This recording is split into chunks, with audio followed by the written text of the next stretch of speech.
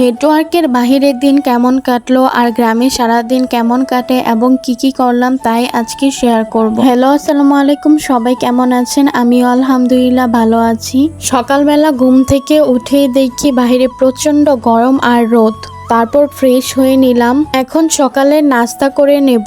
এই পাউরুটিগুলো কম তেলে ডিম দিয়ে ভেজে নিয়েছি। বাবা বাজার থেকে লটকন এনেছিল রাতে, এখন খাবো। আমার মতো কার কার লটকন পছন্দ আর খেতে ভালোবাসো কমেন্ট করে জানিও কিন্তু। এখন দেখাবো গ্রামের মনোমুগ্ধকর একটা জিনিস, গ্রামীণ প্রকৃতি।